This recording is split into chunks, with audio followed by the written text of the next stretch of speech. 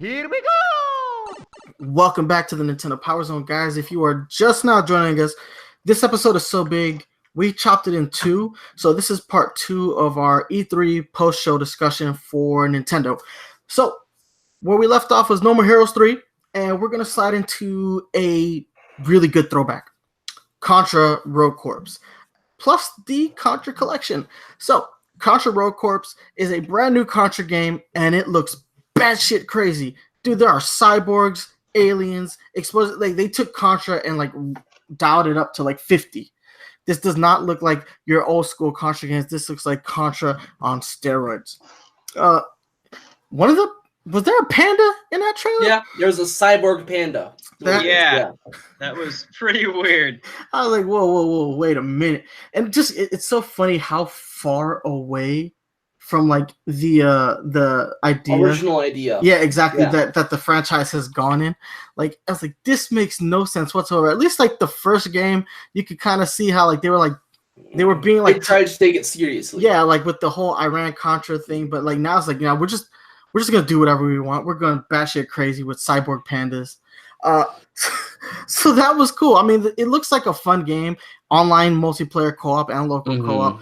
All the stuff that a Contra game should have. Plus the difficulty looks like it's there. It looks like it's going to be way too hard to beat, like the old games were.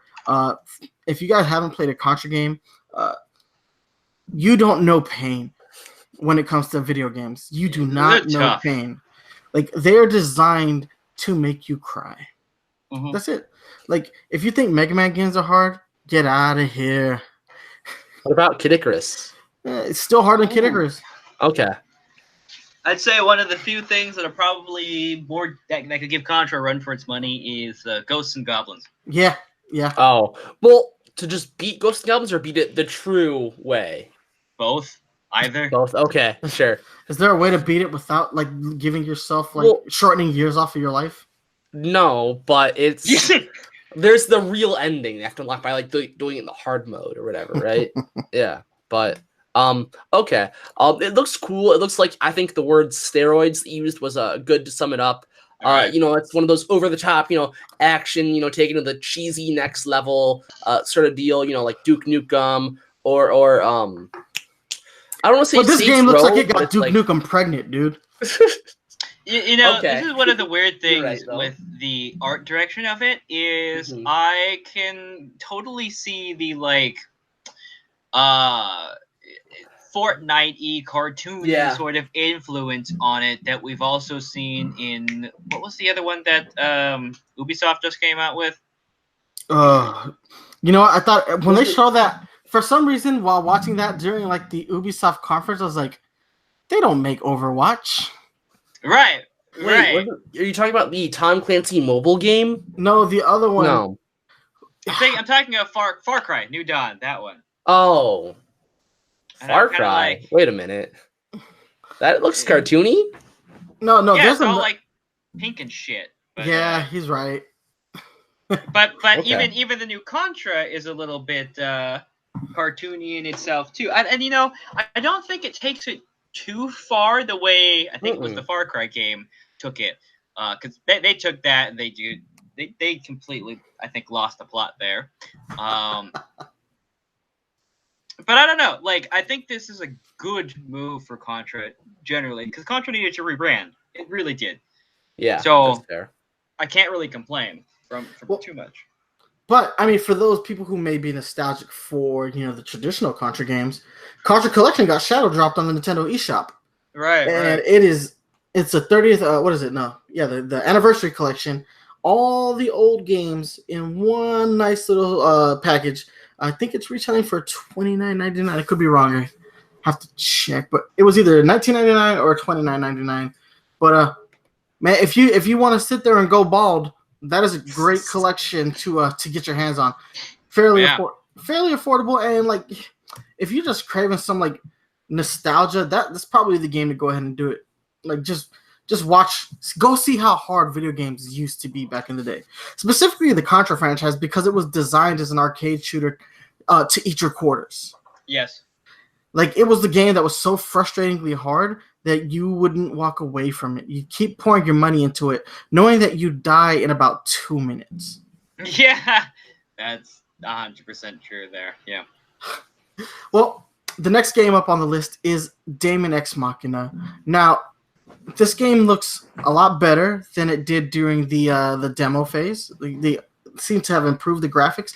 Now, whether or not they've improved the controls remains to be seen. Now, they did say in Treehouse that they did take into account the results of the survey, and they tried to make some changes to the game mechanics to make the game more accommodating. But without actually playing it myself, I won't know for sure if they truly took into account the changes that need to be made. But I'm also skeptical of spending money to find that out. I wish there was a way to demo the game again, just to see if the changes that they've made make the game more appealing, which is a shame because this is a game by Marvelous Studios, who has a pretty good track record of making really fun and good games.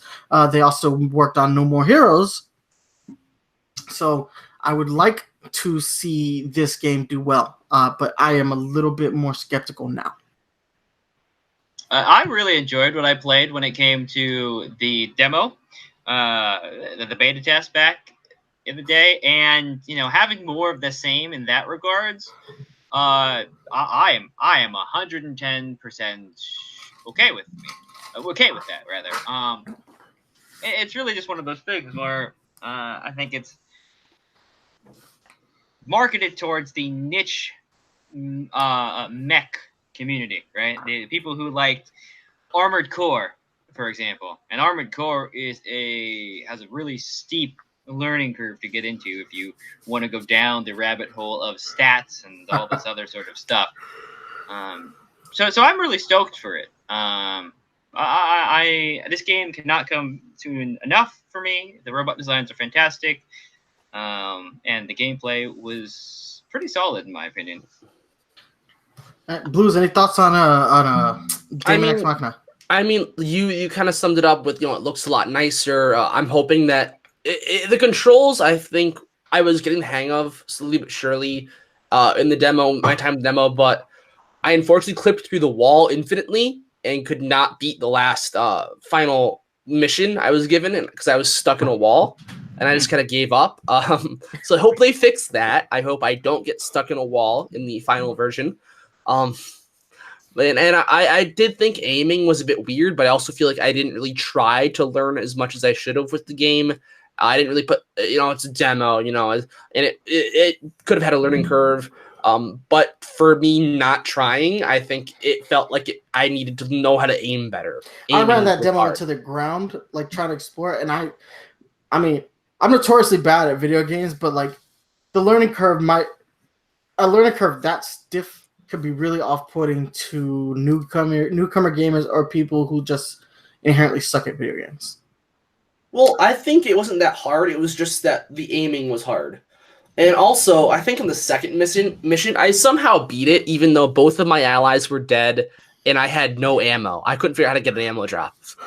So I don't know how I beat it, but I guess I did. First, maybe I clocked it out, like timed it. I don't know, but see, I'm on the fence, but ultimately I'll probably still end up getting this game and enjoying it once the full release is out. Visually, though, I still think the game is absolutely amazing. Like the art direction in this game is mind-bogglingly good. Especially for the mechs. Good, yeah. Like once you see the mechs in this game, they are brilliant. I get a little bit of like the Gundam Unicorn feels when I see this game. Right. Yeah. The mech design is absolutely phenomenal. I mean, if you want to see the resume of the people who are working on the game, just go to one of the earlier trailers and look up all the names that they list. They've got a really fantastic CV in terms of the stuff that they've worked on. So it really doesn't come as a surprise to me that that the end result of the designs are what they are. If anything, it's surprising to me that this game isn't really blowing up. I'd expect more hubbub about it by now. I think that just comes into play with I think the demo for the game kind of just messed with people a little bit. But again, I'm gonna hold on to hope that this game has like a late like push. I think if Nintendo pushes the game properly, man, it is no telling what this game could and should be. I'm like how one of the best parts about mechs is that you can customize them, and I think that's great in all of them. I always find it funny that people like the mech designs are good. I'm gonna make the ugliest mech you've ever seen in this game. I'm gonna make this as ugly as I possibly can. Like the most backwards stats. Well, you're the guy who was adding like 50 pairs of wings to his Starling Battle ships. But the game lets you do it. The game lets you do it. You can put 3 pairs of wings and like 2 guns on each wing, and it's absurd. You can put them all on backwards too, or upside down. Or you can put all of them on one side and not the other. So what I want to do is I want to move on because if it weren't for the last reveal of this Nintendo Direct, I would have said that this was the biggest surprise of the Direct. Panzer Dragoon showing up on the Nintendo Switch. If it weren't for the last thing that they showed in the Direct, this part would have been the biggest surprise to everyone. We're talking about a Saturn game here. Like, we're talking about like a real deep cut in Sega's history. And it looked brilliant. It looked really gorgeous. Now, I feel like the gameplay that they showed was a little bit slower than I remember the game being, but I was also like 13 when that game came out, so I could just be misremembering that game. But it does look stunning. And oh man, I can only imagine what that game is like. I hope they add things like gyro controls to that game, just to like make the flying just feel a lot more fluid. I was mind blown when they showed this up. But the moment I saw it, I looked at my girl and I said, she looked at me, she's like, "What game is this?" And I was like, "I think it's Panzer Dragoon." And she's like, "What?" I was like, "Don't talk to me." Right. The moment I saw it, I immediately knew what I was looking at. But my mind didn't want to let me think that it was right. I was like, this can't be Panzer Dragoon. And then at the end, when they showed the logo, I was like, holy shit. No way did Sega put this game on the Switch. But I think that's exactly the kind of reaction they were going for with the presentation of this trailer. They showed you what it was so that fans of it would recognize it, and then they didn't do the title card until like they give you like no context whatsoever other than the gameplay until the end. Like they didn't do like in a age long ago, like those like things that like sort of give you the idea as the trailer goes. This is just here's a bit of the gameplay, a small little landing cutscene, and then the logo, and it's like it was meant for the fans. They had the best music in the game to like really get you in the mood to like that. This is how the game feels when you play it. Like it sounds and looks like this, and like they handpicked like the best music in the game, and it just goes to showcase like, man, Sega had some real good sound design back in the day. It really did. Right. They really were on top of their game. But the interesting thing, though, what shocked me the most about this particular announcement was I was under the impression that even though it was a Sega IP, Microsoft held all the control over it because Panzer Dragoon has been an exclusive to Microsoft since the Xbox days. Yeah, but they haven't even messed with it that much. The last time they released the game was 2002. Yeah, I mean they were supposed to be releasing one on the Xbox, but that got into development hell and eventually got shuttered, right? So I don't know. It came as a shock to me. I didn't think that would ever, even a remaster, I don't think it would ever have made its way towards a non-Microsoft system at this point. Yeah. So the last game in the franchise was Panzer Dragoon Orta for the Xbox, original Xbox. Yeah. And wow, we are looking at a 17-year gap between these two games. I you know what? For some reason, I don't know why they had moved exclusively to the Xbox, but I guess it did. But we're talking about like a Saturn era game now. Did they specifically say if this was a remake? I don't know.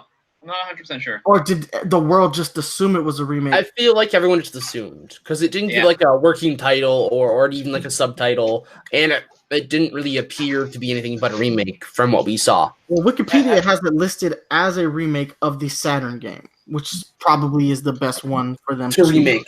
Yeah. Oh, Okay. mhm. Unless they're going completely new.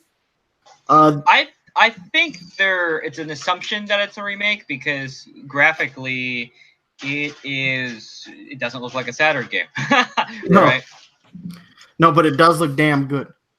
Right. Like what they showed, like the visuals were great, the audio was great. I mean, this is a cult classic to say the least. These games really do hit home for a lot of people when it comes to like just in terms of nostalgia. Like the people who are gonna remember this are gonna flock to this game, and I really hope that Sega does a really good job of promoting this game. They're Right. notoriously bad at that, but man, either Sega or Nintendo, whoever wants to really push this game, I really hope they do it in the right way possible because to me it looks phenomenal.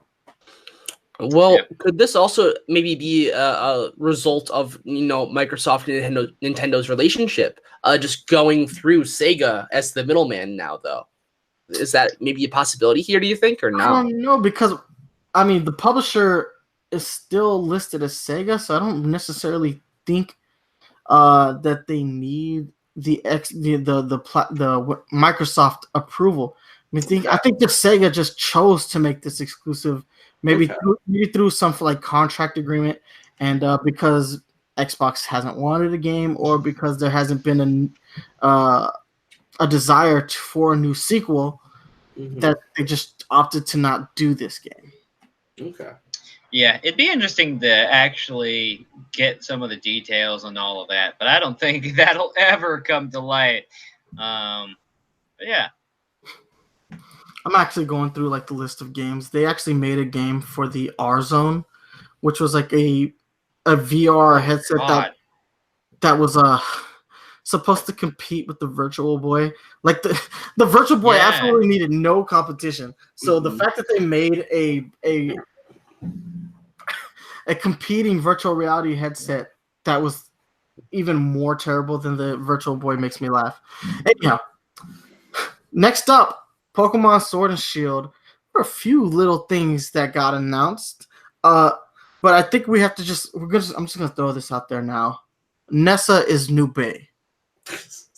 Oh man, I gotta say, like, it's funny because last week we had the Direct, the straight Nintendo Direct, and then yesterday they showed more of Sword and Shield, and the amount of R34 crap in the past like 24 hours of Nessa is astounding. It's really weird to see what the internet will do when it comes to the Pokemon franchise as a whole. Like, first it was, what's her name? Sarah?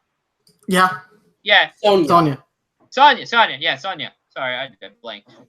And I'm like, okay, that makes sense. Then the next 24 hours was Wooly, and I'm like, Wooloo. And I'm like, what? Beep beep, I'm a sheep, I guess. I guess kind of makes sense. And then Nessa, and I'm like, oh, wow, damn, you guys have been busy. But yeah, Nessa is Nube for the Pokemon franchise. The moment I saw her, I was like, that's going to be trending. Like, Nessa is Bay is going to be trending. Lo and behold, check Twitter, certainly is. Oh, yeah, that's great. But no, she actually has really good character design. I'm actually really liking to see the more multi-ethnic characters appear in the Pokemon franchise, specifically as gym leaders. She actually has a real cool design, like the whole the tank tops, like swim shorts, and that Pokeball she's holding just looks great. And I love her hair. Her hair is awesome. But yeah, we also we have to give Blues some props.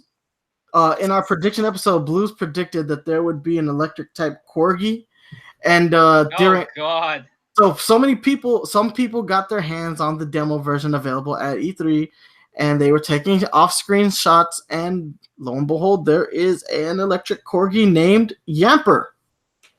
Yeah, I'm curious to see how You predicted that so closely, and if so, what are the winning lottery numbers? Just I know, right? I'm asking for a friend here, not for me. Florida Lotto's up to like 70 million. I could really use that dough. I mean, it's just sort of a how well do I know Pokemon, and how will they cater to their fans in this kind of region? But you now realize that this officially makes this Pokemon unviable. No matter how cute it is, yeah. it's completely unviable because it is your new Pikachu type. Oh, yeah, 100%. I don't care. I'm just right about a prediction here. But yeah, I knew that Pokemon would make you unviable if they made a quirky Pokemon. That's sort of my train of thought. Like, if they made a quirky Pokemon, it would be the Pikachu clone, right? So, yeah, they're doing this. It'll be funny if it has 3 evolutions, a Mega Form, and like ridiculous stat pool. I would just be like, whoa. Someone at Game Freak loves corgis. So, aside from the new gym leader and the new Pokemon, we also got confirmation that if you bought Pokemon Let's Go as a bundle, or if you bought the Pokeball Go Plus as an accessory, it will have some functionality in Pokemon Sword and Shield, in the sense that you can put a Pokemon from that game into the Pokeball Go Plus. Therefore, hopefully you get to keep the same kind of like stat boost that you get for Pokemon Let's Go Pikachu and Let's Go Eevee, where like putting it in the Pokeball will allow you to level up. Hopefully it still functions with Pokemon Go the same way, etc., etc. But yeah, it does not work as a full-on controller in this game, which I don't mind that, because this is not an ideal controller if you have hands bigger than a 5-year-old. If you have baby hands, this is a perfect controller. So I'm glad to see that they're not abandoning the functionality, because they totally did that with the Pokemon Walker, and that bothered me for so many years. It's like, what's the point in giving us these accessories if they're only going to be utilized for one specific game? Well, I mean, that is the curse of Pokemon as a franchise as a whole, right? Each installment, they add something cool, whether it be an accessory or a functionality in the game, and so much of that hits the cutting room floor in the next installment. And so it is nice to see an iteration of something new make it to the next step, although I am disappointed in the limited functionality. I was still hoping that it would have taken what we got in Let's Go and maybe have given us more. I mean, I did like throwing it in the game, like they're doing the throwing motions to catch Pokemon, but I didn't necessarily need that either. It would have been nice if it was there. Aside from that, we got some information about Pokemon Home that pissed off the internet. Pokemon Home Pokemon Sword and Shield's functionality with Pokemon Home is going to be limited. You will not be able. There is no national dex in Pokemon Sword and Shield. Therefore, you cannot transfer all Pokemon. Only Pokemon that appear in the Galar dex. Made a lot of people angry. And it makes Pokemon Home less desirable now. Yeah. That was one thing that I wasn't quite sure. Like, I get it from a standpoint of design and development. Yeah, I get it. But on the same hand, I'm like, this is bad. I don't know why. So my hope is that we will see another Pokemon Stadium or Coliseum or something along those lines that will utilize the ability to have literally all 800, I think right now, 800 Pokemon. Well, I now feel like the inherent value of Pokemon Home has been greatly diminished, and I hope the way that they balance that is by making it a functionality of the Nintendo Switch Online service app. Make it part of that app instead of its own individual app, because you've removed a lot of the value. You've taken people's ability to transfer their Pokemon to the newest game. So you have to compensate. You have to compensate for that by making the service either free or implementing it with Nintendo Switch Online. That'd be good if they did it online. I mean, the longer that app is out and the more games that integrate with it, the more value that specific app has. That being said, we do know that the Pokemon Company is a separate entity from Nintendo, and they can do things the way that they see fit. But the best bet now, because you've removed value from this specific function, you might want to do something like include it as part of the Nintendo Switch Online service. Anybody have any additional thoughts on that? I think it's very unfortunate. I'm kind of upset too. I will still get the games and I'll make do. I'm gonna make a prediction to get another thing, and guaranteeing this is right as well. One of the Pokemon that is cut will be Chimecho and Chingling. I'm calling it. Because they're very forgettable Pokemon, and so because their freak is going to cut them as from the Galar Dex, so we're not getting those. So if you're a Chimecho Chingling fan, I'm sorry, you're not getting in Sword and Shield. I actually think Meltan and Melmetal are going to get cut to the wayside too, because they are exclusive to Pokemon Go. And that's why I'm waiting to transfer mine, because now I got to see what the Dex is. And so I was smart not to transfer mine. I already did the transfer, but I'm already working on my third Melmetal, so I'm all right. Hey, you want to hook me up? If they do another shiny event, I can try, but because I'm only caring about the shiny Melmetals. But anyways, so I think it's very unfortunate. I think if we do get them added, how it will kind of go is, I think in Sword 2 and Shield 2, because we're getting non-tertiary versions again. Anyone who thinks we're getting Spear version or Gun version, you're wrong. We're getting Sword 2, Shield 2, Ultra Sword, Ultra Shield. That's how it is. Calling that as well. And I would also like to amend my news prediction. I don't think we're getting in August 31st. I think the jersey is actually in reference to Edelgoss, who is number 831, and I'm going to predict that Edelgoss is now 831. And those are my predictions that I can guarantee are right this time. I am amending that previous Pokemon Conference 831 prediction. But it is unfortunate. I won't. It matters to me, but I'm not gonna matter enough to not get the games and not deal with it. I've kind of seen this for a long time coming too. It's just unfortunate. I didn't think it'd be this soon. No, I know they said the reason for that is that there are so many Pokemon, and implementing balance in the game at this point will become difficult, but we don't actually have a specific number of new Pokemon that are going to be introduced. Normally, like, we're adding 50 new or 75 new or 100 new. They give us that number pretty well. Anywhere from 50 to 100, unless it's Gen 5. Yeah, they usually give us that information well in advance. They haven't told us a number yet as to how many new Pokemon we can expect in this particular game. I'm hoping that the number is larger this time around, get us closer to that. Well, we're at 800 something, right? Yeah. So I'm assuming that they're going to get us, as close to 1,000 as possible. So that probably 75 max. Yeah, I was thinking that they would start cutting Pokemon at around 1,000, not the 100 mark. I mean, that's a lot. So I mean, yeah, it's tons. Yeah.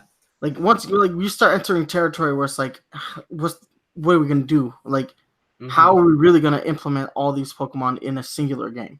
Like, just the file size on the characters and the character models alone would start to become astronomical. I mean, it is. It already is. It's kind of lame that they're doing this on a console game. What could be the biggest Pokemon ever? Really. Yeah, it has the potential to be. Yeah. I mean, it is what it is. I don't want to harp on it too much.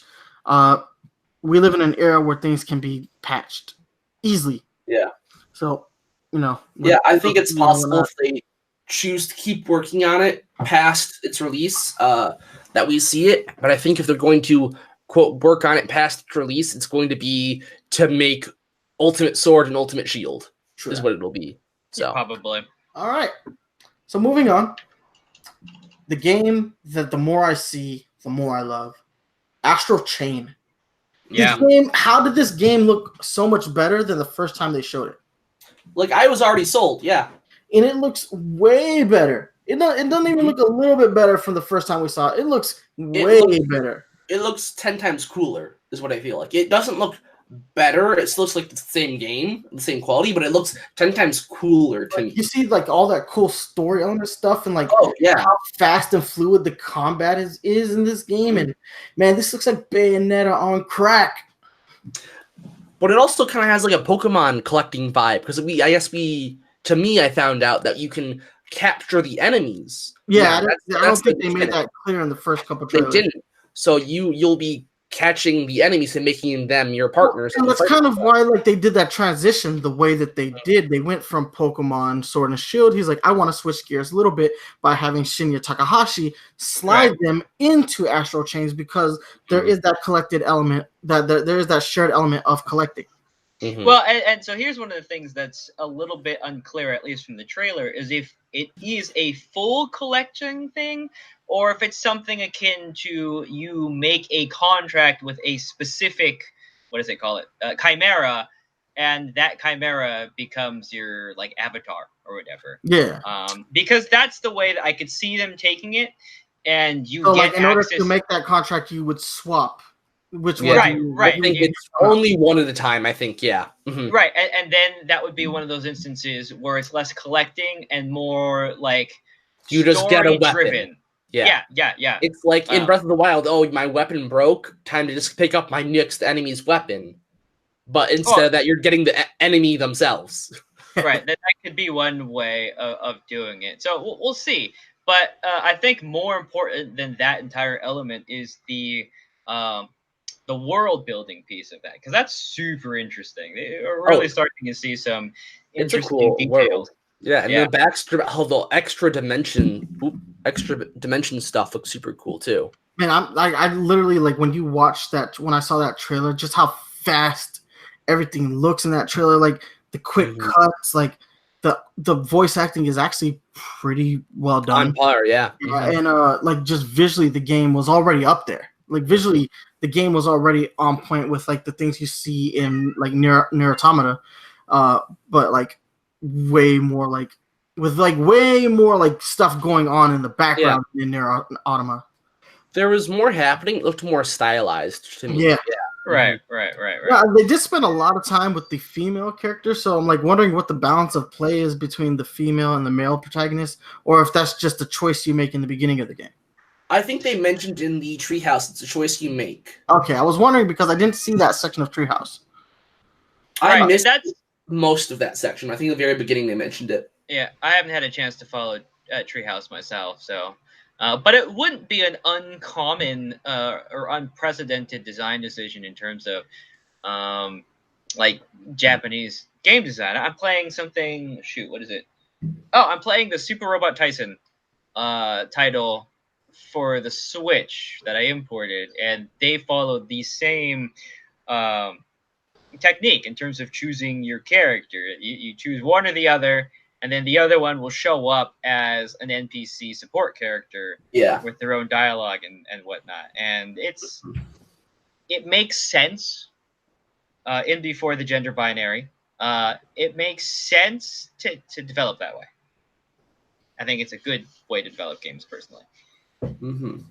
True. All right. So next up, we have the Empire of Sin, which is said to be an XCOM style game set in the 1920s. So it's basically a prohibition gangster game that plays similarly to XCOM. Yeah. All that shit sounds amazing to me. First off, I love things that are set in that era, movies that are set in that era, just that prohibition era shit. Like all that stuff gets me hyped because I love like the stories that come out of that era, like with the alcohol running and shit like that. I'm a big fan of like mafioso and gangster movies and whatnot. So to see something that like dude, Al Capone is supposed to be like an archetype character in this game. So like you start to see stuff like that. That stuff gets me amped. XCOM, those are fun games. Tell me like if you're not a fan of XCOM, something wrong with you. Wait, didn't Mario and Rabbids just recently like utilize a very similar gameplay style to XCOM? Mm-hmm. Yeah. Like you're looking at a more traditional like style of Mario Rabbids, but all this looks fun to me, and the setting, just the atmosphere of the game, it drew me in. Yeah. I have to say that was one of the things that impressed me the most was the overall atmosphere and setting. I'd like to see more of gameplay, but I am intrigued. No, the trailer wasn't that great, but because it's one of those things that like scratches like itches that I have, like it drew me in. But I will say that if you just go on based off the trailer, which didn't really show a whole lot of gameplay elements to it, it's a hard sell. It is. Yeah. A hard sell. Just based off the I didn't look into it. I didn't know it was like an XCOM game. I was very confused and underwhelmed by the trailer alone. So now that I know a bit more about it, that sounds kind of cool. For those of you who like XCOM games, I can recommend it. I don't think it's on Switch. If it is, I'd probably have it on Switch, but it's on PC. Atlas Reactor is a really good XCOM game. If you don't already have Mario Rabbids, which is also a great XCOM game. Well, if you want another one on Switch right now is something called Hard West, which I picked up on sale. It's a Wild West. It's a Wild West XCOM game with some like Lovecraftian undertone. So that's an interesting one too. I think it's worth it. Yeah. But I'm intrigued in this title simply because I don't think we have enough film noir stuff. Yeah, like especially on the Switch, all we have is pretty much LA Noire. Yeah. Yeah. So but from an industry-wide thing, we really don't have a whole lot. True. Yeah, that's fair.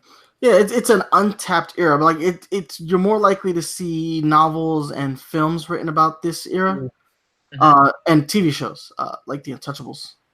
Right.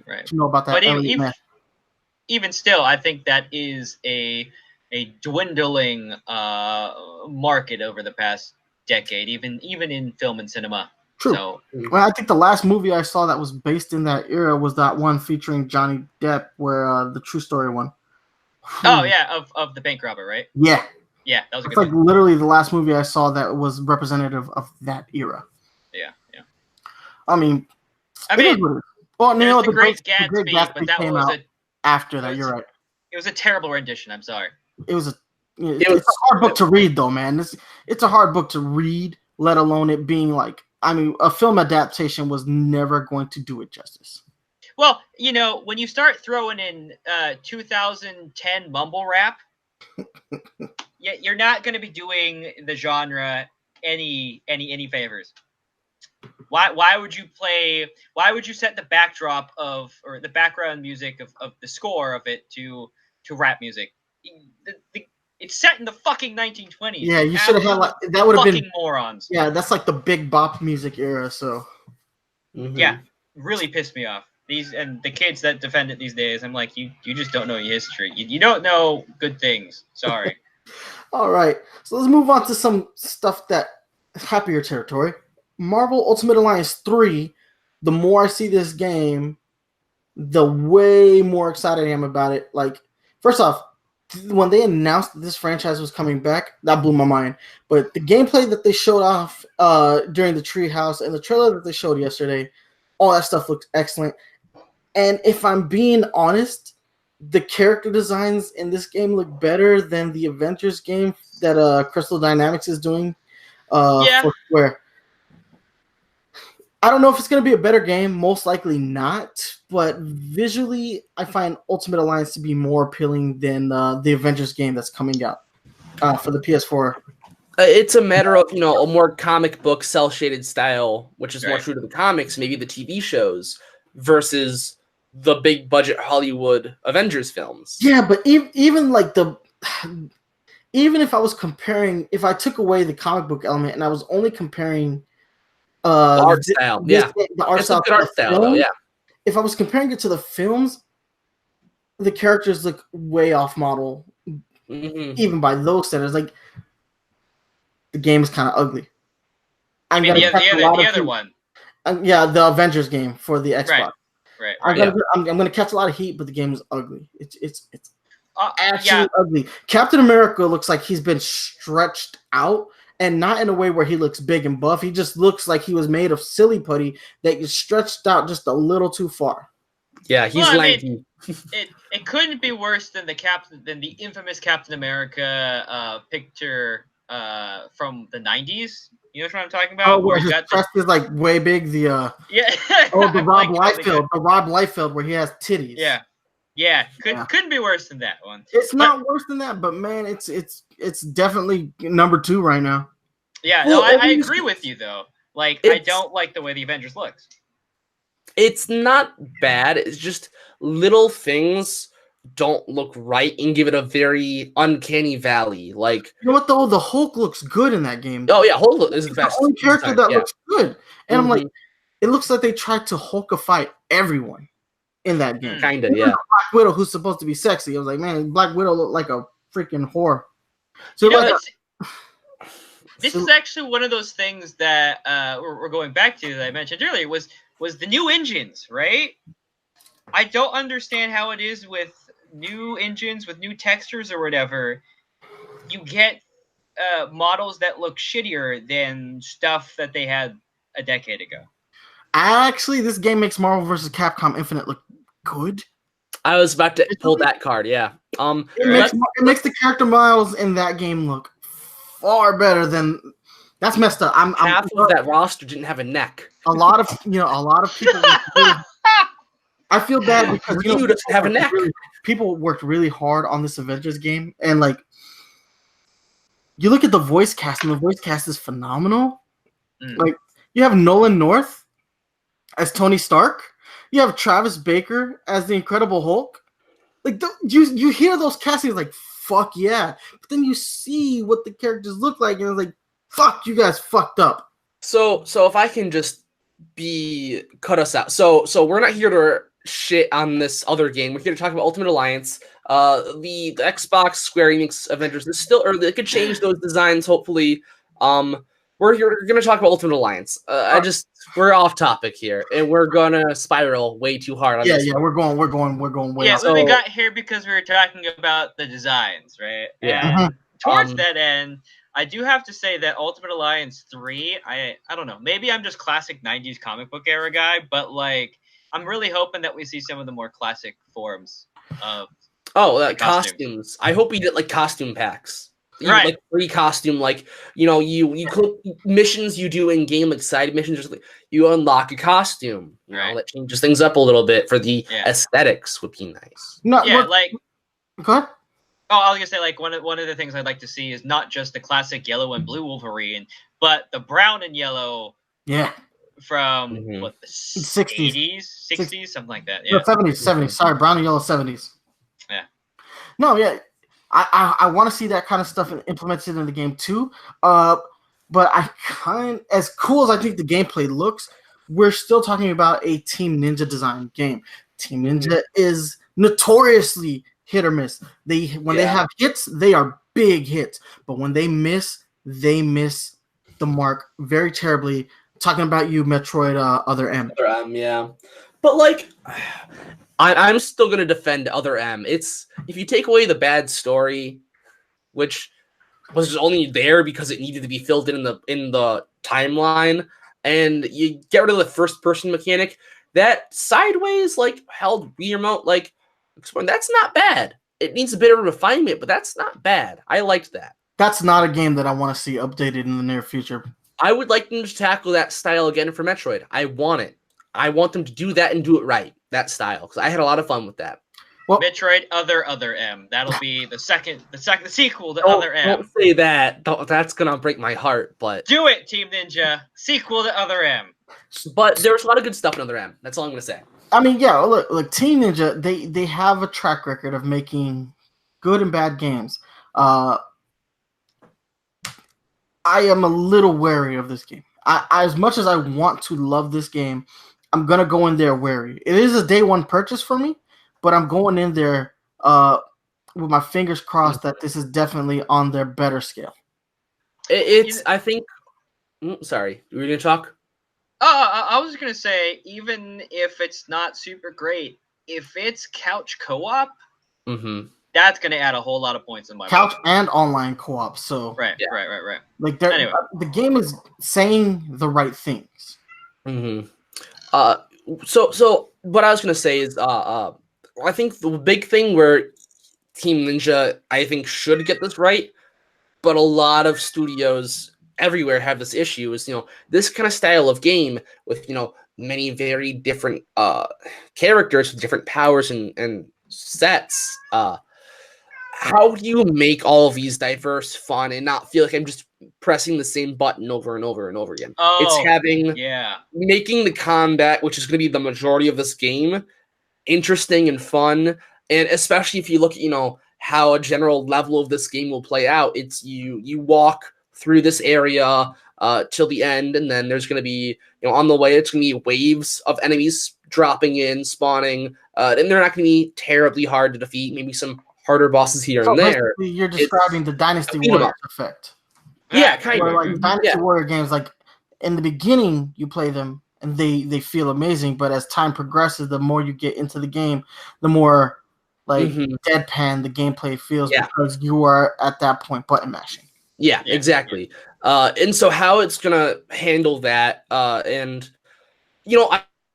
I find it more akin to Travis Touchdown, Travis Strikes Again, No More Heroes, where you go through the level very linearly, and then enemies just spawn in, and you have to kill the enemies. Which, it was fine, but you're only really given very basic combos in that game, which I think was the big downfall. Well, the combos weren't fun in that game. They did a half-hour segment on Treehouse Live yesterday that showed like varied power sets for each character. We also got to see a little bit of like gameplay elements with the upcoming DLC expansion that's going to include the majority of Marvel Knights, Fantastic Four, and more X-Men. Yeah, good. There was some Juggernaut story elements to that looked really good. Like there was a chase scene. Yes, like a Sonic Adventure style chase. And I thought that was really good for mixing up the gameplay in a way that would help fix this Dynasty Warrior syndrome I was talking about. So yeah, I mean, I'm holding on to hope that this game is what I want and kind of need it to be. Ultimate Alliance 2.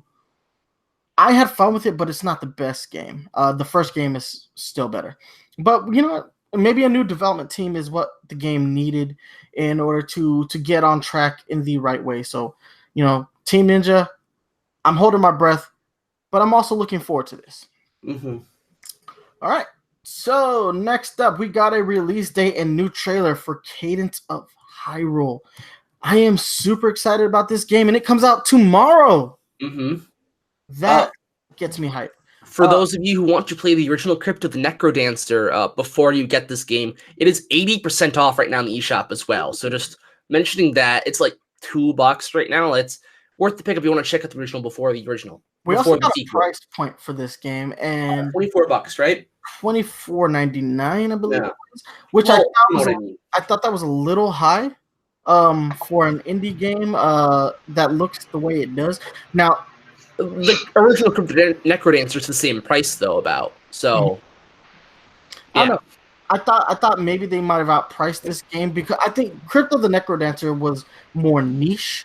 But the fact that you're implementing Zelda characters into this will instantly draw far more eyes to it. So I think the price point became a little. I'm still gonna get it. $24.99. It's not too expensive, but like I can see how a lot of people would be off put by that price model.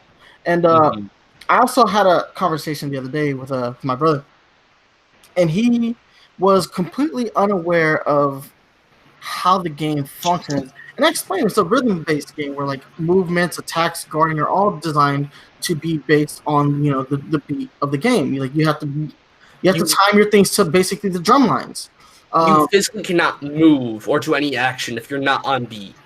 But what he described to me was he's like, I understand what you're saying, but I can't visualize it because they haven't showed hands performing the commands. And that, I never thought about that. Like, to me, I instantly gravitated that, but I am very musically inclined in the sense that, I trained myself to do music and stuff like that, like create music. And so for me, all that just seems like very natural, but I could see to somebody who is not like musically talented or gifted that not being able to see how somebody's hands perform the functions would make the game a harder sell. And I was like, I didn't think about that. But that's just a niche complaint, I think. And I hope it's not one that is echoed by a larger, audience, because if it is, that could make this game really off-putting. And I think this game, from what we've seen of this game, with the 2 trailers that we've had for this game have shown, this game looks freaking amazing. It's also kind of, I wonder if we'll maybe see DLC for this game as well. It's so the original Crypt of the Necrodancer had lots of DLC, and it does kind of get up there in price looking at it over time. And so will we see DLC for this game? And so what would that mean? Because looking at Cadence of Hyrule, I don't think it's the roguelike procedurally generated random maps. I think it's a map of Hyrule that will stay the same no matter where you are. And so I don't know if they would really just add on to Hyrule, make a new campaign or what, but it's kind of concerning to me in that aspect. If I'll have to pay for DLC for this in the future, as well as Crypt Necrodancer already, stuff like I don't know. But one thing that's kind of cool is, once again, we're seeing more Zelda. We're seeing a lot of Zelda support, getting an indie studio to be able to work with it. We kind of mentioned it a couple times already here, but Breath of the Wild 2 is confirmed. So we're getting a lot of Zelda. So it's Breath of the Wild, Link's Awakening remaster, and then Cadence of Hyrule, Breath of the Wild 2, potentially more remakes. Maybe another Wind Waker port or some kind of other top-down Zelda. Like, I would be down to see a Link to the Past in a Link's Awakening or Link Between Worlds style, stuff like that. Yeah. So the one thing that I'm wondering is how much of a full-fledged experience is this? I don't think they've given us a specific time frame as how and what time frame can this game be completed. What is the minimum time frame that you can beat this game? Right. I see what you're saying. When you look at a Zelda game, Breath of the Wild, they said could take you as little as 5 minutes or it could take you as long as 60 hours. I would like to hear an estimate as to hey, we beat you can beat this. It's this kind of experience. It's like a 15-hour experience, 20-hour experience, 30-hour experience. I would like some kind of thing. I don't know how long Crypt of the Necrodancer is as far as a gameplay experience, but infinite. It's a roguelike, but to unlock everything, 60 hours minimum probably. It's a long roguelike, but it's I don't know. I think this is the one Zelda where I think I might just wait for the reviews before I make my decision, honestly. Well, it comes out tomorrow, so I'm pretty much just gonna get it. Well, it probably drops tonight at midnight, right? Yeah. So I'll probably just get that as soon as it pops up in the eShop. It looks like a game that I've been wanting to play. I wonder if I'm gonna need any knowledge of Crypt of the Necrodancer in order to grasp Cadence's part of the story. Hopefully you don't. It just seems like making it a direct sequel to Crypt of the Necrodancer could be somewhat of a hindrance, seeing as that it is a niche title. All right, but I think it's mostly how things interact. What they need to know about, with enemies, so they follow certain patterns. Keep returns from Cadence and how he works, how bombs work.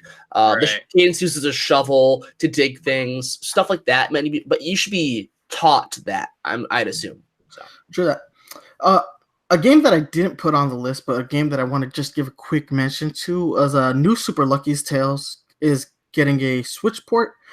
This is a sequel to a game that was initially released for the Oculus Rift.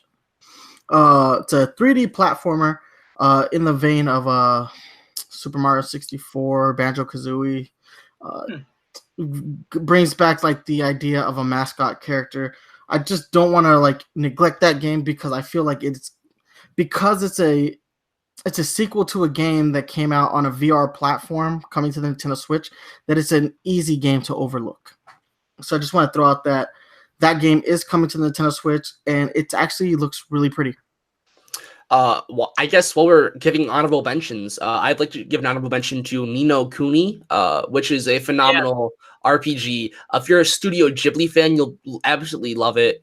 I have played the sequel on PS4, but they don't have the original on PS4, and so on the Switch, that looks like a perfect place for me to pick it up, honestly. So I'm definitely going to do that. All right, but with that said, let's get back on track because we got 3 more games to talk about, and I really want to get into this next one because this is the first time I'm actually interested in a game in this franchise. Right. Mario and Sonic at the Olympics Tokyo 2020. This game actually looks really good. Like for Mario and Sonic at the Olympic Games, this looks really good. Like it doesn't look cheesy like they have in the past, and it's not like giving me like those like ugh vibes that I used to get from those games. It looks like they took a lot of care on the, especially visually. Visually, this game is up there with Mario Tennis Aces, man. Yeah. You know, I just want to say I had the same experience as you in terms of the Olympic Games. Is historically I've always cringed at them and brushed them off as just kind of crap cash-ins, right? Well, you got to remember that the first time Mario and Sonic appeared in a game together wasn't Smash. It was this garbage. Yeah, right. And so I've always just kind of brushed it off. And when I was watching a little bit about it yesterday, it was the weirdest thing to have the realization, oh, I'm interested in this. Why am I interested in this? Am I just getting old and out of touch? Is that what it is? So I thought it was just me. But it's nice to see that someone else also has a similar. No, the other people I've talked to have literally said the same thing to me. It's like, hey, low key, I want to play this game. And I'm like, yeah, I agree. Low key, I also want to play this game because it actually looks like it's a lot of fun. The whole, like the surfing thing, the surfing game looked a lot of fun. Fencing looked like way over the top. Rock climbing actually looked like it was like, I was like, wow, I want to do the rock climbing. That looks lit.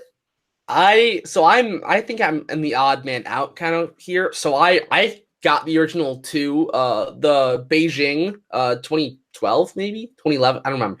The Beijing, and then the was it Sochi?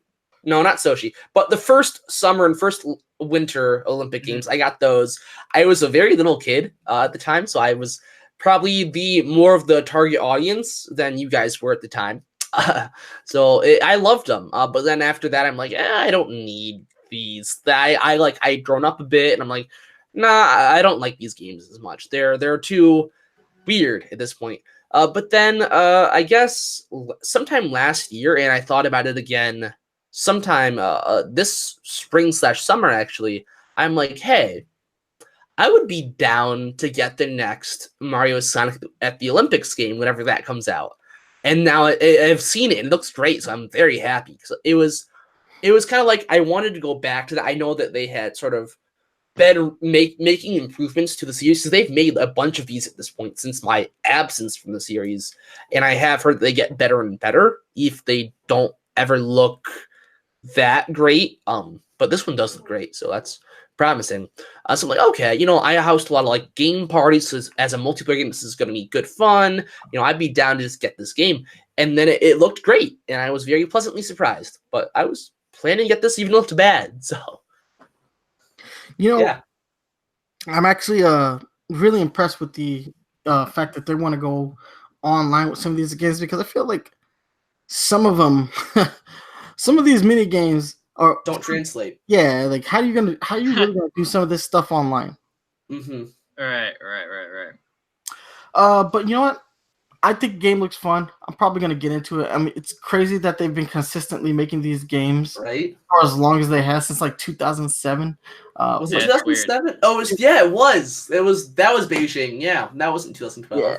Yeah, they've been working on this franchise for a while now. So it's weird. I can't believe this is the franchise that sticks for Sega. But I guess it is one of the few ways that Sonic maintained his relevance in it's not the movie? God, no, that's not. Okay. I mean, Sonic is always relevant. He's just not always relevant for positive reasons. Yeah. Well, this might not be positive either. But it's a more positive reason than some of the previous reasons. Right. True that. All right. So next up, I saw a lot of angry Twitter about this. Animal Crossing. Yeah. Animal Crossing. This game got delayed. Mm-hmm. I'm not bothered by the delay.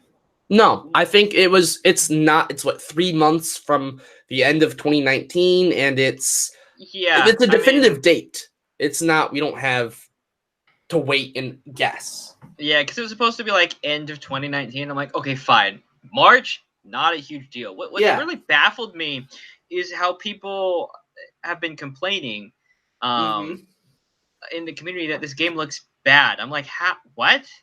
Did we watch the same thing here? I don't like it. I am not a fan of this game. I like it though. Like, I think it's adding a whole lot more to Animal Crossing than what we've been. That's the issue. Previously. That's my exact biggest issue with this game. You're the only person I know that's not happy about inclusions. They're overcomplicating things that don't need to be complicated. So you look at fishing for every single entry in the series so far. It's you go to Tom Nook's, you buy a fishing rod for 200 bells, and you go fishing for the rest of your life, and you never have to worry about anything. In this game, you have to find the crafting materials to make a bottom tier fishing rod that will break over time, and you'll need to recraft, and you will need to make other ones that will also break over time, and you need the materials to do this. And then in order to fish, you need bait by digging up clams and other things, and different types of clams make different bait. And they mentioned there's more to this system, and they will tell us at a later date. This is far more complicated than anything that fishing should be. Fishing should not be that complicated. Like, I play Animal Crossing for a simple, relaxing time. Adding complications is bad. I think there's a lot of good customization features. I think that the idea of placing furniture outside is something I've always wanted to do. I want that bonfire outside, and they showed exactly that. I wanted the ability to make paths, and they showed making paths. There's a lot of great stuff here. Having the deserted island is great for really customizing the entire island to your liking, which I like, and I think a lot of the more hardcore Animal Crossing fans will like. But I also dislike it because it gives me a lot more work to do in a game where I don't really want to do work. I have to physically build this entire island. There is no infrastructure. I have to build this infrastructure. I don't want to be tasked with that. I just want to talk to my neighbors and go fishing. That's my two biggest complaints with it. It's overcomplicated. Now, I did say part of the reason for the delay of this game was to avoid crunch, like developer crunch. We've heard there have been articles and exposés written about developer crunch in the last couple of years, and how it is getting to a really bad place in the video game industry where crunch is like actually like forcing studios to like release these really shitty games like Mass Effect and Andromeda, yes. Yeah. Like you saw what crunch ultimately did to that game. The same applies for Anthem. Yep. Thank you. Like how crunch has like basically destroyed entire communities and games. Yeah. It's awful. Like you look at it, and like the developers are all like there was an article that was like, oh, the game was so bad that it wouldn't be uncommon for people to have breakdowns while we were developing this game. They'd like go into a room and they'd cry, or somebody would just leave it and we wouldn't see them for months on end. And we hear these terrible stories about what crunch is doing, and Nintendo talks about having a good work-life balance, and that is part of the reason why Animal Crossing is seeing this delay, is because they want their employees to have a good work-life balance. So they are taking steps in order to avoid crunch. And Animal Crossing was the victim of them dealing with that. Yeah, exactly.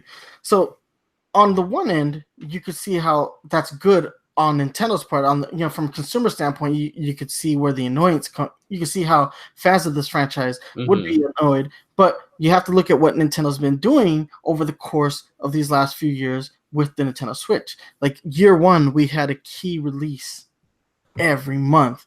And then from that point, beginning year two was slower, but then you look at the games we got, such as like Smash Ultimate, we got a Pokemon game, we got, a Yoshi game, Kirby game. You start to see like all these major franchise games for Nintendo. Now, some are better than others, but you start to see like how crunch was probably something that took, a big effect in the development of those games.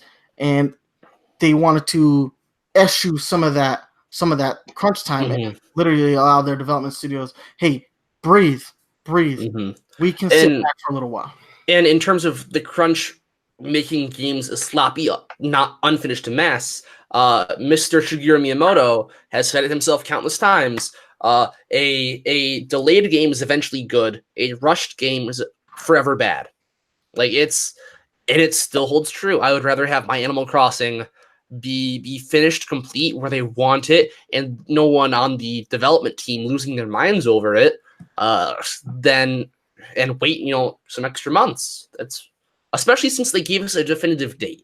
Like I'm glad with Metroid Prime 4 that what they did was they informed us of it, but even still it's like I have no idea when this game's going to come out whatsoever still. And that's still just frustrating. You see, but I think on the flip side, like they were very transparent with Metroid, where on the opposite end, they weren't as forthcoming when it came to what was happening with Animal Crossing. Now, as a person who's not a fan of the franchise, like I just can't get into Animal Crossing. Like for me, I have no like. It doesn't matter to me whether or not this game comes out or gets delayed. But there are really hardcore Animal Crossing fans that like the transparency would have been a welcome thing for them. Like not having it might have been very off-putting. Like if you tell us, I think we live in an age where like fans can be very understanding. So having the not like, was anybody really mad about Metroid Prime's delay?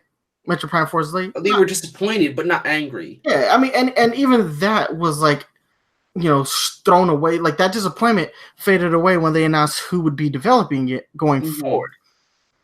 So I think Nintendo needs to give the audience a little bit more credit in the sense that, hey, if you make us aware that the reason the game will be delayed ahead of time is because of having a well-maintained work-life balance of your employees, I think we can come to terms with that. And yes, disappointment doesn't always necessarily mean outrage and anger.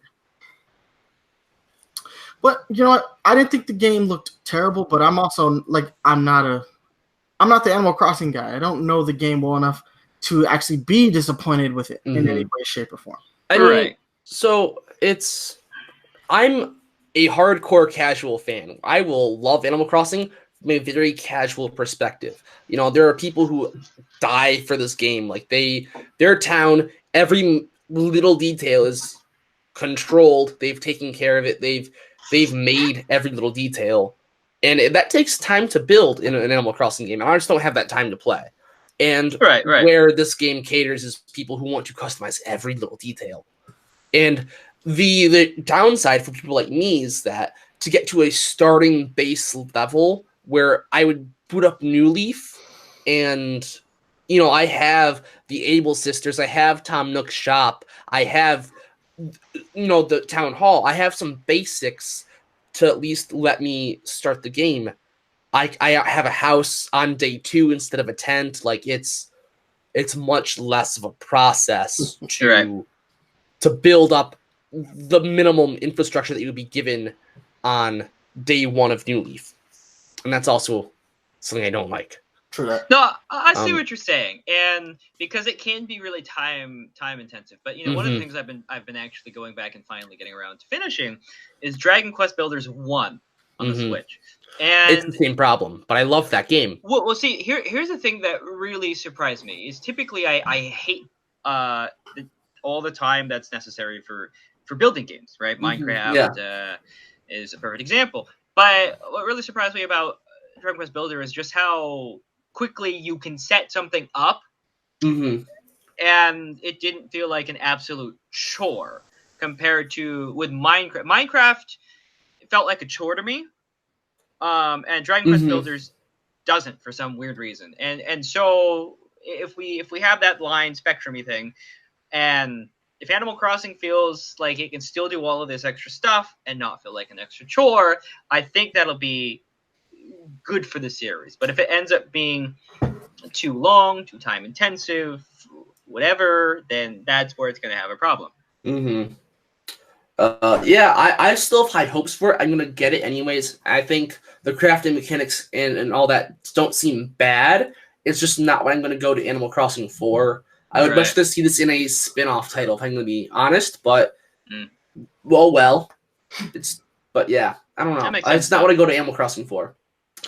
As for the delay, it is disappointing. I think people just aren't patient these days. They need to learn how to be patient. They're just selfish and need the game in their hands now. Sure that. But oh well. All right, guys. Well, last but not least, we got the most surprising announcement of this direct. Banjo-Kazooie and Smash? Yes. Well, yeah, I mean, theoretically that did happen, but we've discussed that. But The Legend of Zelda Breath of the Wild sequel. Everyone knew that was happening. Come on. Everyone knew this was happening this year. You know what's funny, though? Just to open it out, I have seen people bitch about this title online because they're making a sequel that uses the same characters as Breath of the Wild 1. I'm like, really, guys? Look, so it is not uncommon for Nintendo when they spend a lot of time developing an engine for them to reuse it later on down the line. We got Galaxy 2, and previously before that we had gotten it with Majora's Mask using the same engine as Ocarina of Time. It is not uncommon because what Nintendo does when you build a game engine, the costs behind building a game engine are high.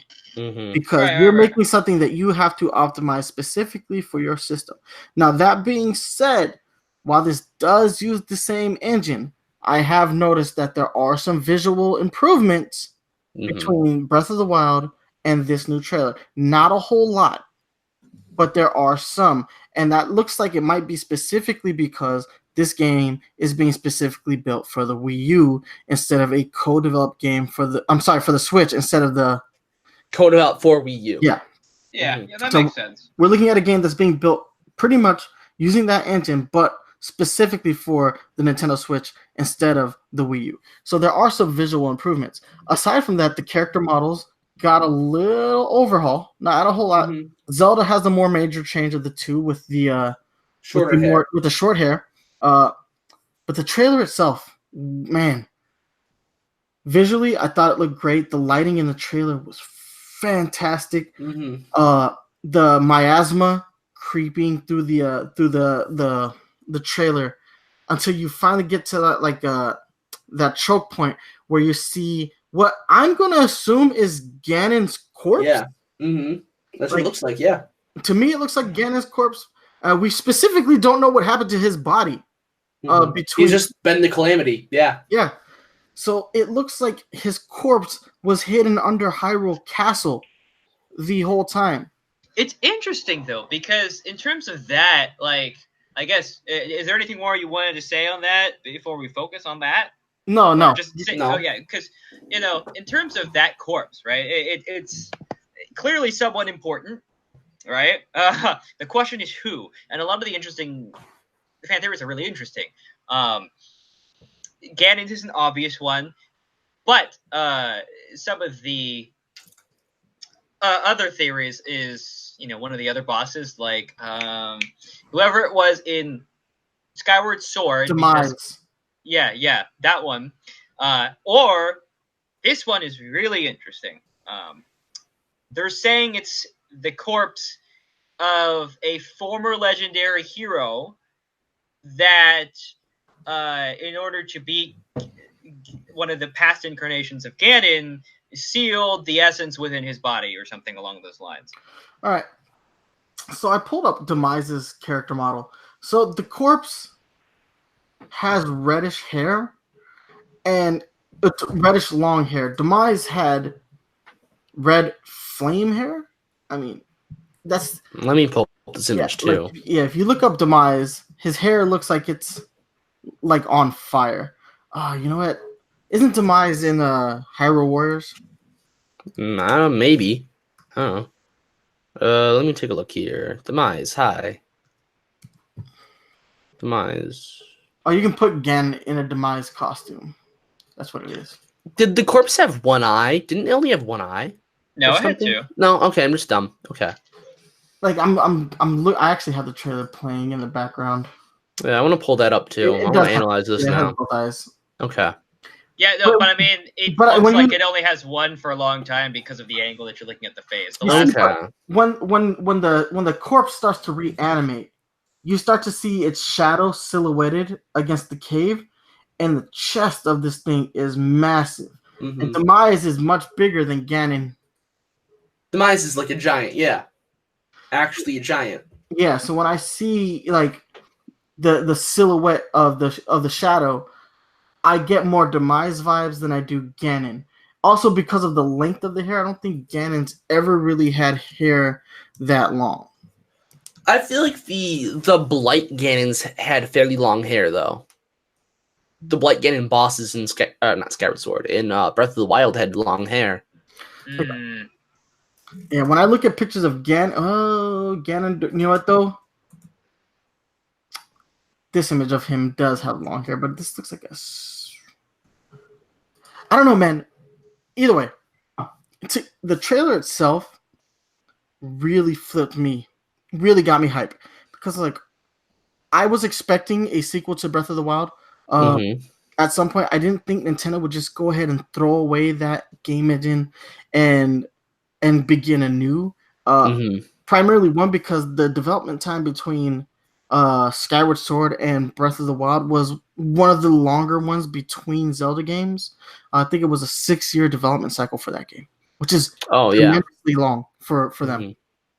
And the last time there was a gap like that with the Zelda franchise, they reutilized the engine so that they could make a sequel faster, and that was obviously when we got Ocarina of Time, and then 2 years later Majora's Mask, and this looks like the perfect like follow up to that, where Breath of the Wild was such a big game, took so much of their development time that they're like, we want to churn out a sequel as quickly as possible so we can reutilize the engine we built and we can build upon it.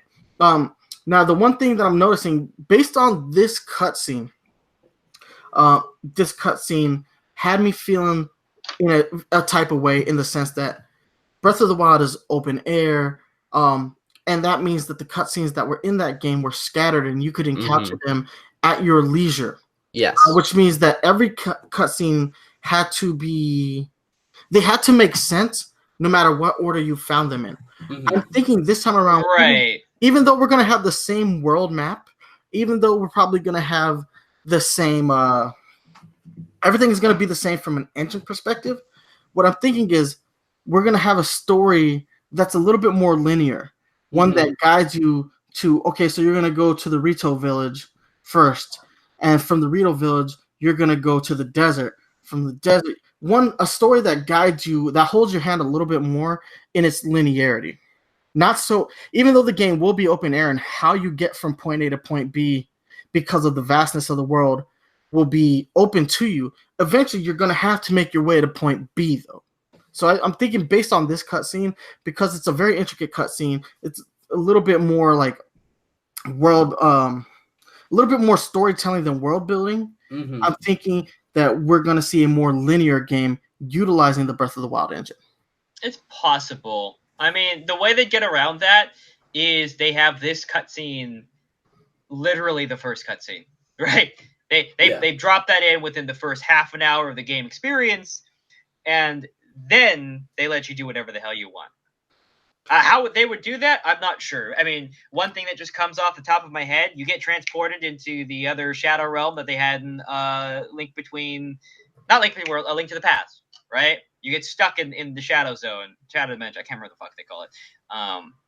But that's one of the ways that I could see them utilizing this specific cutscene and then just blowing the hinges off the door and letting you run free. Another reason I'm starting to think that this isn't Ganon and instead it's Demise is based on the costume elements of the corpse. It's shirtless. Demise is shirtless, but it has like flowing robe, like the flowing pants. Right. Mm-hmm. And I'm looking at Demise's character model, and I'm seeing that. Plus the fact that Ganon has been stated in Breath of the Wild to have given up on reincarnation. And that's why he took on the form of the Calamity. He's like, he was done with reincarnating. It was something that it wasn't working. So he gave himself to the Calamity form.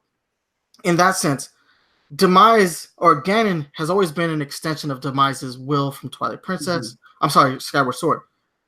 If Ganon no longer wants to be that third wheel, then it would make sense that Demise himself would be like, if you're not going to fulfill my will, then I'm going to come back and do my own doing. Right. So I'm looking at Demise's character model, comparing that to what we have here with the corpse, and I don't think it's Ganondorf. For me, it's Demise, and it would make sense because Skyward Sword, the first game in the series, right. Breath of the Wild 2 maybe being the last game in the series, and finally like having like the champion Link come to a head against Demise would be fantastic. Also, is the castle about to start flying? I thought it was sinking to the ground, but okay, it could be flying too. Yeah, it looks like it's rising though. Oh, yeah, it's hard to tell. Okay, I went towards the rising camp, but I also at points I was like, is it sinking instead? I'm not really sure. Well, because if the castle is rising, what if this is like a Resident Evil style Legend of Zelda game where you only play the castle in Breath of the Wild was massive. Mm-hmm. But imagine if the whole game takes place in a floating castle. Well, I mean, so here's an interesting idea, right? Skyward Sword is the beginning. Mm-hmm. Wouldn't that mean that there are still technically floating islands somewhere up in the sky? True. Yeah. In Hyrule Castle, going up would give you reasons to see those things. Right. Well, the reason why the land was up, right, in Skyward Sword is that the below world was ravaged by Demise and the wars. Right. So it almost makes it seem like it's now that Demise is awake, that would be the natural thing to have happen, actually, wouldn't it? To escape Demise again. That's kind of interesting, yeah. Guys, I'm doing so much. I'm doing way too much analyzing on this Demise thing. Mm-hmm. But Demise has red eyes, and when the corpse reanimates, eyes are bright red. Yeah. I don't know, but I think it's really cool. Looking at just the turnaround between Ocarina of Time and Majora's Mask, that's 2 years, and we're seeing this, trailer 2 years after Breath of the Wild, and we don't have any kind of real time frame, right? But we know it's in development, which was what we got from Metroid Prime 4, but we're seeing more than just the title card here. We saw a lot more, and a lot more is implied. So I'm like, this could be like 2020 late. I feel like this could be a holiday 2020 game, and that's terrifying to me. Yeah, the earliest Christmas 2020. Yeah, that's my thoughts too. I don't think they'd risk it this winter. That'd be a bit crazy to me. They already have so much good stuff coming out with Pokemon and whatnot. Yeah. So. Oh yeah. But I mean, there's no October title, really. Like at earliest, I'm gonna predict, holiday season 2020. So anytime between late October through December. At latest, this is showcased at E3 of 2021, and then released shortly after. Yeah. Mm-hmm, yeah. Right. That's like those are my late predictions. But man, this trailer got me so amped. I have to sit down and do like a full-fledged analysis of this trailer. I haven't had time to look at any of these games really in depth. I need to look at them more though. I mean, I've watched the trailer like 100 times, but what I want to do is like I want to sit there and do like an entire breakdown of the trailer. It's been a while since I've done a breakdown. They kind of trolled me a little bit with the green lights. Mm-hmm. Green lights. I mean, I start to think live stream Final Fantasy. That's what happened. That's fair. That's fair. I see. But then you heard the music, that like reverse music. I was like, oh, this is Legend of Zelda Breath of the Wild. I thought it was DLC though. Like initially I was like, oh, we're getting more DLC. Mm-hmm, yeah. And And then I noticed the updated character models. They're like the slightly, they're just slightly different. But I was like, oh snap! Now I kind of wonder what's gonna happen in the story because like at the end of the game, like the Master Sword seems to have lost its power at the end of the game. So will it be useful, or is this game like the quest to restore the Master Sword? I could see that. Yeah, restore so it. that they can take out Demise. And does that mean Fi will come back? I was thinking that earlier, but yeah, no, that's possible. Yeah. Because Zelda makes a note, like I've seen that ending cutscene of Breath of the Wild so many times, where Zelda says, "I can't hear the sword anymore," which would imply that the sword has become depowered. So, and if this is in fact Demise, you need the sword? You need Fi to come back, hopefully in a less annoying form. I never thought Fi was that annoying. Okay. They should just bring back what's her name? Tinkle. Navi, Tattle, and Tell. Yeah, bring back Navi. There we go. Midna was annoying, but she was at least useful. I like Midna. Oh yeah, I mean, they're all I like her art too. There's a lot of good art of her online. But like, she's also just like the most useful of any companion because she does stuff to help you. She actively helps you, which is good. Well, yeah, that's true. And this is one of the things that I'd really like to see this go is that entire other dimensional stuff, because that's another one where they talk about the other dimension. Yeah, and you get a little bit of it, but I've never been quite satisfied with the Zelda game with how much you actually get into the other realms. Yeah, I was thinking because I don't want to explore the same exact Hyrule, and obviously with sort of how are they gonna just do that, and also they need to maybe make some familiar locations. I thought the best way to do it was to make it a low rule version of this Hyrule or something, because you can't just move to Termina again. That's just not how this would work. But I think giving us the mirror opposite of what we were given in Breath of the Wild could be cool. However, one more. I've already forgot. Oh yeah, one thing that I was really hoping for in Breath of the Wild that never happened was the Minish cap in the Bakiri. I think would be really cool to see in Breath of the Wild, where it's where because it's stupid good. It's gonna be stupid complicated. But if like Link shrinks down and all of a sudden, what was just a normal meadow is now a forest. What was a puddle was now a lake, and then like ants and things are your main enemies. And there's like a quest you have to do while you're small. I think would be cool, but I don't know. I could see them doing something along those lines. Because like I thought that would translate fairly well. It'd be complicated, but they could do it, and I would be cool with that. I don't think it's happening for the Breath of the Wild 2, but it's something I still just want from this Breath of the Wild era we're in. Yeah. I'm still watching the trailer, and there's this hand that's actually reanimating the corpse, and now I'm like wondering who is the hand then? Yeah, who does that hand belong to? What is happening in this trailer? That like that's that's why I'm so amped about this, is because there are way more questions with this trailer than there are answers. Like the only answer we get is there's a sequel. But who is this Ganon? Is this Demise? Who is resurrecting this corpse? Why is this corpse under Hyrule Castle in the first place? How did it get there? Did they build a castle on top of Demise's corpse? I don't know. Like, why did all this happen? Like, or it makes sense that if it is Ganon, it totally makes sense how easily he was able to take over the castle in Breath of the Wild initially. Because he was there, he was just dead. Because I'm dead, but I'm biding my time. Oh. But Breath of the Wild 2 is coming, and we're all excited here. One thing I want to talk about as well is things that didn't show up. Bayonetta 3 was absent. Game Freak's Town was absent. Pikmin 4, I expected it to be absent, but those who like Pikmin, I'm sure were bummed once again. Yeah. So there were unfortunately. I think they have a fully developed game that they're not going to release ever.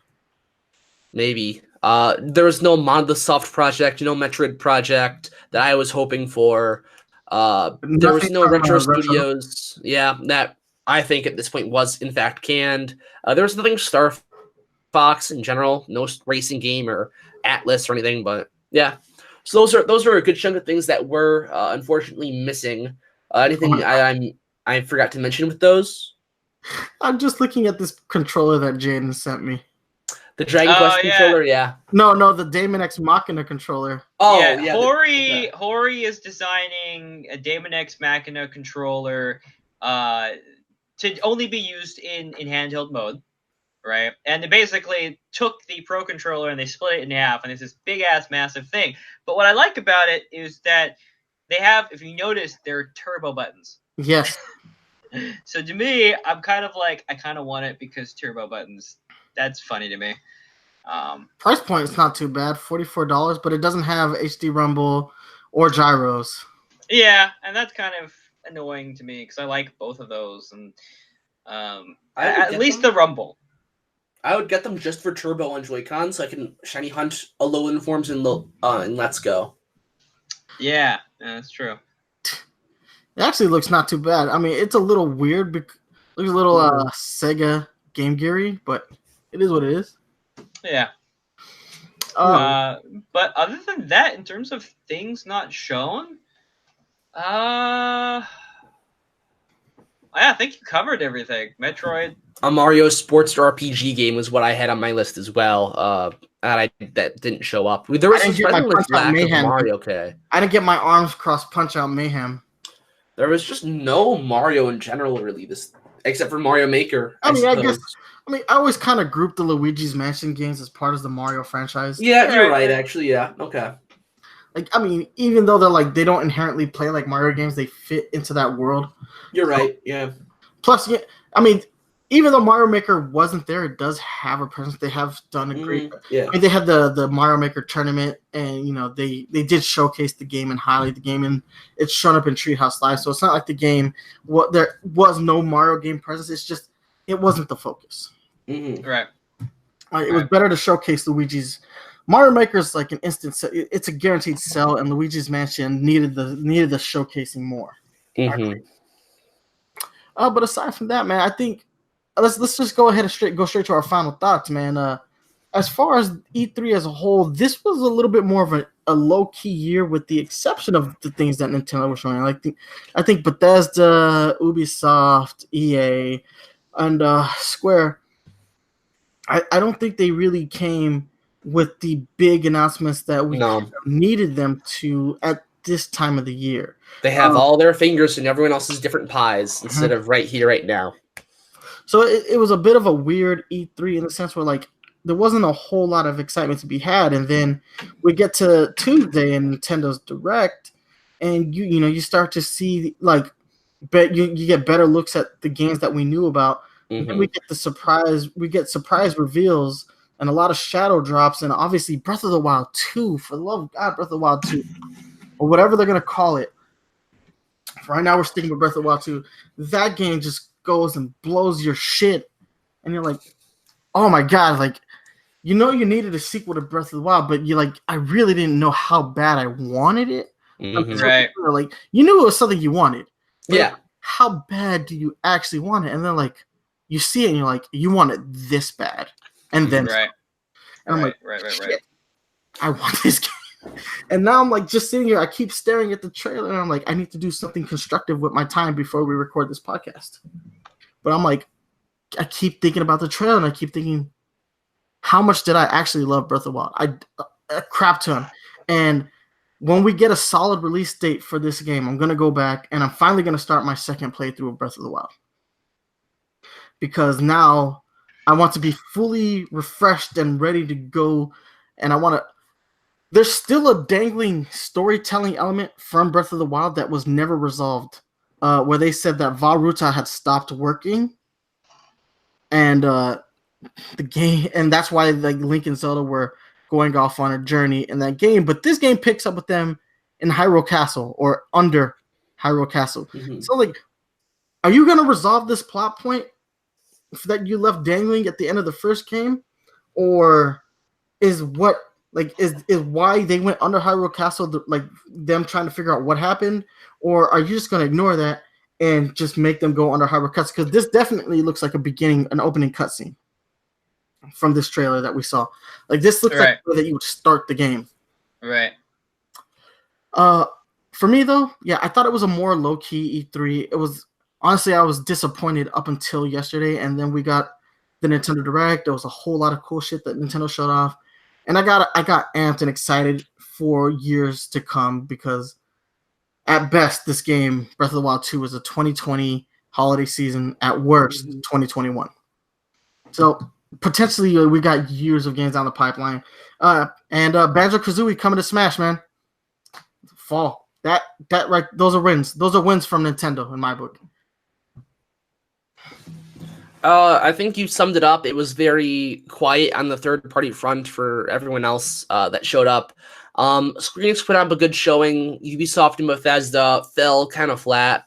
I was very excited with what Nintendo had to show. Not a lot of the new reveals, other than maybe Breath of the Wild 2, really caught my attention. But I was glad to get to know more information on the titles I was already excited for. I'm disappointed with Animal Crossing, not even because of the delay. I think it's still kind of like a small kick, but I'm much more disappointed with the direction they're going with the series. And I didn't like that Town was absent. Town being absent was the big, like, when they were like, are about to announce Animal Crossing, they're like, so we know a lot of you have been excited fans of this series want to hear more about this game we announced. And like, Town, right? You're going to tell us about Town. And they're like, Animal Crossing. I'm like, oh, well, that works too. So, yeah. Disappointed to not see Town. All right. In terms of, I haven't actually really gone to look back at some of the other ones. All I've done is Nintendo, but I can't really say that I'm disappointed. They touched upon a lot of games that, as a retro kind of fan, I am really excited for. I'm really excited for the Collection of Mana, the Dragon Quest stuff coming in. I'd like to see some Dragon Quest 10.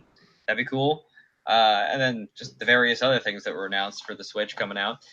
Banjo-Kazooie is another good one. But yeah, so for me, this hit the stuff that I wanted to see. Yep.